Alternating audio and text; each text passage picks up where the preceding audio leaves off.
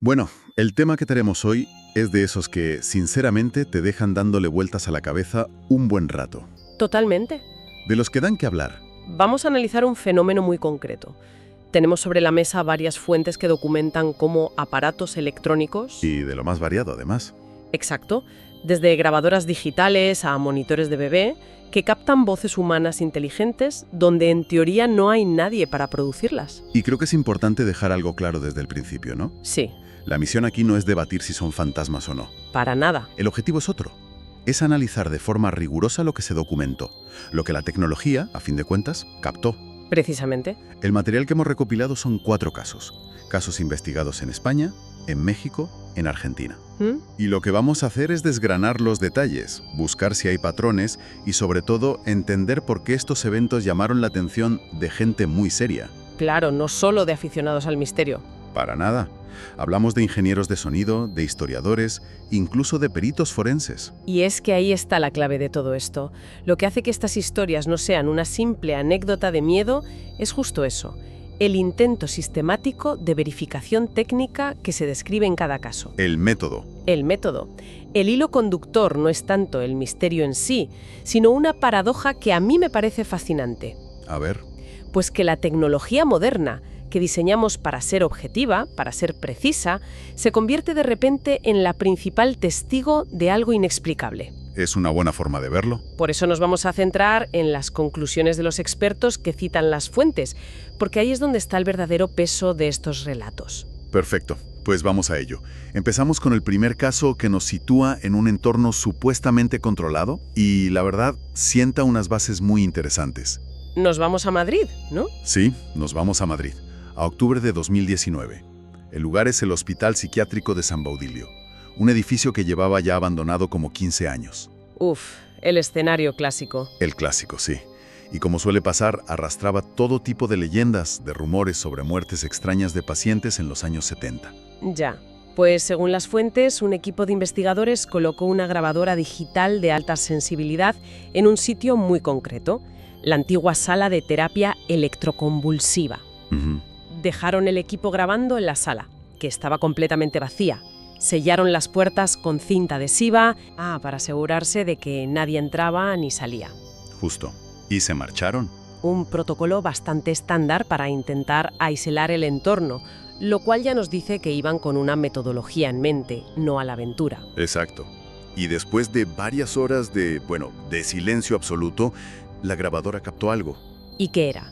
Pues se oye una voz femenina, muy clara, sin estática ni nada, que dice una frase corta, pero, bastante desoladora. ¿Qué decía? ¿Por qué me dejaron aquí? Vaya, y aquí es donde entra el análisis técnico que mencionábamos, ¿no? Lo que lo diferencia de una simple historia de miedo. Aquí es donde se pone interesante. La fuente detalla que un ingeniero de sonido profesional analizó el archivo de audio y lo primero que confirmó es que la frecuencia de la voz estaba entre los 85 y los 255 Hz. Que para que nos hagamos una idea, es el rango normal para una voz humana femenina adulta. Perfectamente normal, sí. No era un pitido ni un sonido raro, era una voz. Era una voz de libro. Totalmente. Y su conclusión, que la fuente cita textualmente, es demoledora. Voz humana real, captada en el momento. No es edición, no es eco. Origen desconocido. Origen desconocido. Y añaden un contexto importante. Se descartaron las interferencias de radio, que suele ser la explicación más común para estas cosas. Claro, el edificio estaba en una zona bastante aislada, sin casas en un perímetro de casi 200 metros. Eso hacía muy improbable una contaminación por radiofrecuencia. Y espera, que hay un detalle más que a mí me dejó helado. Unos 30 segundos después de grabarse esa voz, el aparato registra un golpe metálico, seco y muy fuerte. Cuando el equipo volvió horas después y revisó la sala, no encontraron absolutamente nada que pudiera haber causado ese ruido. Ni una silla caída, ni una tubería, nada de nada. A ver, el protocolo de aislamiento es clave, pero seamos un poco críticos.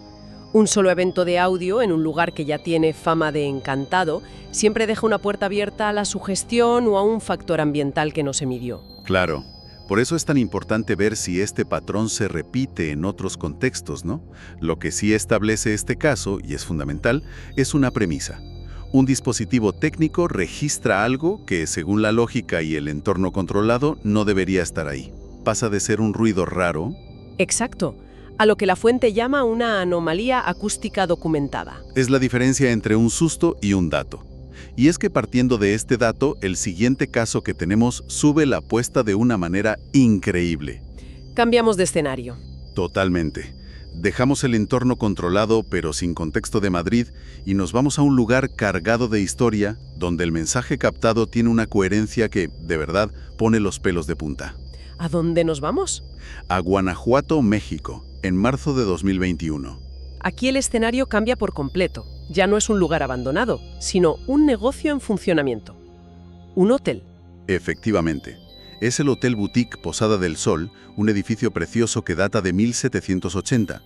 El gerente había instalado un nuevo sistema de cámaras de seguridad con audio de alta definición. Vale. Y la razón es curiosa. No era por robos, sino por las quejas constantes de los huéspedes que decían escuchar ruidos, susurros, pasos en los pasillos. Ah, Y siempre a la misma hora, sobre las 3 de la mañana. vaya. Pues bien, la primera noche con el sistema funcionando, a las 3:17 de la madrugada, las cámaras de un pasillo del tercer piso, que las imágenes muestran completamente vacío, grabaron una conversación. ¿Una conversación? ¿Entre quiénes? Si estaba vacío. Esa es la cuestión. Se oían dos voces de hombre, pero lo realmente extraño era el lenguaje que usaban. ¿En qué sentido? El artículo menciona que consultaron a un historiador local, quien identificó el acento y los términos como propios del español que se hablaba en esa región, en el siglo XVIII. No me digas. Sí, usaban expresiones como vuestra merced. Fíjate. Eso ya es increíble. Pues espérate, porque el contenido del diálogo es lo que lo conecta todo. Según la transcripción que aporta la fuente, una voz decía: la fiebre lo llevó anoche. La fiebre lo llevó anoche. Ujú. Y la otra voz respondía, con un tono de resignación: que Dios lo acoja en su seno. Esto es un salto cualitativo. En Madrid teníamos una voz sin un contexto claro, una pregunta al aire, pero aquí la tecnología no solo capta una anomalía, capta información históricamente coherente. Es que el dispositivo se convierte en una especie de, de arqueólogo sónico. Totalmente. Y para rematar, una periodista que investigó el caso se fue a los archivos de la ciudad y descubrió algo. ¿El qué? Que en 1781, justo un año después de construir el edificio, una terrible epidemia de viruela mató a 14 personas en esa misma propiedad, que antes de ser hotel era una casona familiar. Es Asombrosa. asombrosa. Y de nuevo volvemos a la parte técnica, que dijo el técnico del sistema de seguridad. Pues que el sistema funcionaba a la perfección. Un especialista revisó toda la instalación, los cables, el software, y su dictamen fue que no había fallos, ni cruces de líneas, ni posibilidad de interferencias que pudieran explicar una conversación fantasma del siglo XVIII. Esto plantea una pregunta que las fuentes dejan en el aire y que es fascinante. ¿Cómo puede un dispositivo electrónico captar información precisa de hace 2 siglos? Es que no tiene sentido. No es un eco. Es un diálogo con datos concretos. Y la validación técnica del equipo es lo que nos obliga a tomarnos esa pregunta en serio, porque nos cierra las puertas más fáciles. El fallo técnico o la radio del vecino. Es que te rompe los esquemas. Y de romper esquemas va precisamente el siguiente caso. Vamos a ver. Es fascinante cómo estos fenómenos parecen adaptarse al entorno. Dejamos atrás los muros centenarios y los psiquiátricos abandonados, porque ahora las fuentes nos llevan a un escenario que podría ser la casa de cualquiera de nosotros. Al ámbito doméstico, que a menudo es donde estas cosas generan más impacto, ¿verdad? Y tanto. Nos vamos a Barcelona a agosto de 2022. Una pareja joven, con una bebé de 8 meses, instala un monitor de bebés de última generación. De los que tienen cámara y se conectan al móvil. De esos, con cámara HD, audio bidireccional y, esto es muy importante, encriptación de nivel bancario para evitar que alguien pueda hackearlo y espiar a la niña. ¿Seguridad máxima, se supone? Exacto. Pues una tarde, la madre está en el salón, la bebé duerme sola en su habitación y de repente a través del móvil que está conectado al monitor, escucha una voz. Uf.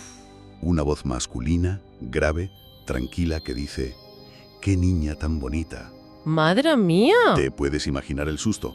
Corre a la habitación y allí no hay nadie. La casa está cerrada con llave. La primera reacción, la más lógica en el siglo XXI, es pensar en un hacker. Alguien ha vulnerado la seguridad del aparato. Por supuesto, el padre, que además trabaja en el sector tecnológico, se lo toma muy en serio y contrata a un experto en ciberseguridad para que analice la red y el dispositivo. Y aquí, claro, viene el giro, que no era un hacker, pues la conclusión de este experto es el eje de todo el caso. Tras una revisión exhaustiva de todo, del router, del monitor, su veredicto es tajante. La encriptación no ha sido vulnerada. ¿Ah, no? No hay registro de accesos no autorizados, ni intrusiones en la red. El hackeo, la explicación más lógica y moderna, queda oficialmente descartado. Un momento. Si el experto en ciberseguridad dice que es imposible que fuera un hacker, ¿qué opciones quedan? Pocas, la verdad. ¿Un fallo masivo del dispositivo que justo se inventa frases coherentes y tiernas? Eso me parece estadísticamente, improbable. Esa es la cuestión. Un fallo técnico suele producir ruido blanco o estática, pitidos, no frases gramaticalmente perfectas y con una intención clara, no Claro. mostrable, sino porque es una de las pocas explicaciones que encajan con los hechos. Y es que la historia no acaba ahí, ¿verdad? No. 2 semanas después, con la familia ya en estado de alerta máxima, el monitor vuelve a activarse solo y se oye la misma voz masculina diciendo: «Duerme tranquila, pequeña». Ahí ya decidieron que era suficiente. La solución que encontraron fue drástica pero efectiva. Arrancaron ese monitor, lo tiraron y compraron uno de otra marca, completamente diferente. Y se solucionó. El fenómeno cesó por completo, nunca más volvió a pasar. Lo cual es muy interesante. La fuente menciona que un investigador de estos fenómenos les sugirió la teoría de la antena accidental. La antena accidental. Sí, la idea de que el monitor no generaba la voz, sino que por alguna particularidad de su circuitería o sus componentes, actuaba como un receptor. Como si sintonizara algo que está en el ambiente. Exacto. Y el hecho de que al cambiar de aparato se solucionara el problema apoya esa idea, ¿no? Sugiere una sensibilidad específica de ese modelo en particular. Es que este caso es el que da más escalofríos. Te olvidas del cementerio y del psiquiátrico y de repente el fenómeno está en la cuna de tu bebé. Claro. A través de la tecnología que tú mismo has instalado para protegerla. La ironía es tremenda. Traslada el enigma a nuestra vida cotidiana, a nuestros objetos más comunes, y nos demuestra que no hace falta irse a un castillo en ruinas para encontrar estas anomalías. A veces están en el enchufe de al lado. Absolutamente. Y si pensábamos que en el informe de ciberseguridad era el máximo nivel de verificación, el último caso que tenemos lo lleva a una esfera completamente nueva. A la oficial. A la oficial, a la judicial. Viajamos a Buenos Aires, Argentina, en noviembre de 2020. Y el escenario no puede ser más solemne. El famoso cementerio de la Recoleta. Y no es una visita de investigación paranormal, sino un procedimiento oficial. Nada de eso. Un equipo de forenses está llevando a cabo una exhumación por orden de un juez. Y como dicta el protocolo judicial en estos casos, todo el procedimiento se está grabando. Con un equipo de audio profesional, claro. Exacto, para que quede constancia de cada palabra y cada acción. Están en pleno trabajo, en un silencio casi total, solo roto por las voces de los peritos. En un momento dado, uno de los forenses anuncia en voz alta: «Procedemos a abrir el ataúd». Vale, pues inmediatamente después de esa frase, la grabadora capta una voz. Es la voz de una mujer, de edad muy avanzada, que dice con un tono entre suplicante y cansado: ¿Qué dice? «No me saquen de aquí. Este es mi descanso». Casi como si estuviera respondiendo al forense. Justo. Pero aquí viene el detalle que define a este tipo de fenómenos y que lo hace tan desconcertante. A ver. El detalle crucial. Ninguno de los 4 profesionales que estaban allí presentes, a escasos metros del ataúd y de la grabadora, escuchó esa voz con sus propios oídos. Nadie. Nadie.